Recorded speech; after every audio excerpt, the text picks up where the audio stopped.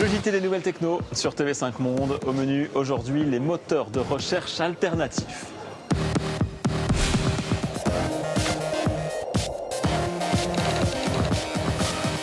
Bonjour à tous, c'est devenu un réflexe pour beaucoup d'internautes, se tourner vers Google pour n'importe quelle recherche. Le site s'accapare 90% des parts de marché au niveau mondial. Et pourtant, le géant américain n'est pas incontournable. Il existe des alternatives, y compris francophones. On en parle dans un instant avec le fondateur de Qwant. Et tout de suite, dans le banc d'essai.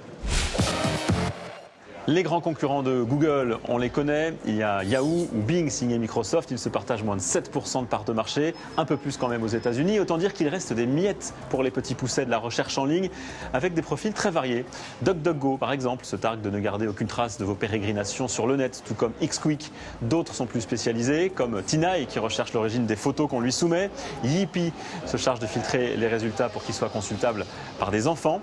Et puis il y a un Français, Qwant, sa particularité notamment résultats classés par thématique et le respect de la confidentialité. On en parle tout de suite.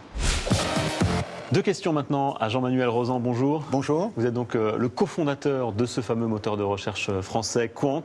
Comment on fait pour se faire connaître face à des géants de ce secteur qui sont devenus des réflexes pour beaucoup d'internautes, notamment évidemment Google? Quand un acteur est si dominant comme en Europe, c'est le seul endroit d'ailleurs où c'est le cas, il y a besoin d'une alternative. Donc il faut la construire, il faut avoir un bon produit. Ce produit doit avoir une indexation suffisamment profonde du web européen et dans d'autres cas aussi des réseaux sociaux.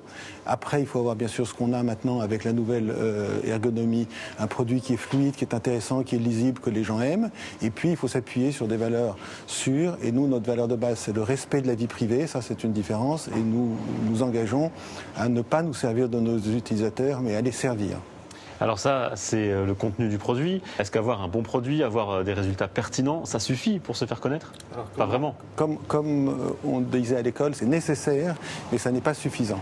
Nous avons une viralité très importante. Nous avions une croissance de 20% par mois et elle a explosé depuis qu'on a mis en ligne le nouveau site. Mais il y a aussi des parts de marché attribuées et il faut pouvoir gagner la confiance de grands opérateurs, de gens qui ont beaucoup de visiteurs sur leur site, pour être distribués dans leur site. Il y a d'abord tous les navigateurs, comme on le sait, ça c'est compliqué parce que certains ne prennent pas d'autres moteurs de recherche par défaut.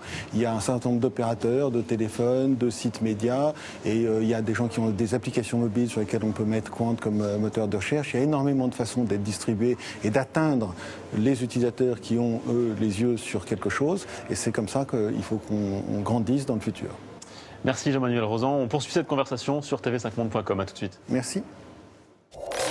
C'est la fin de ce JTNT, tourné ici à l'école 42 à Paris. Rendez-vous dimanche prochain sur TV5 Monde.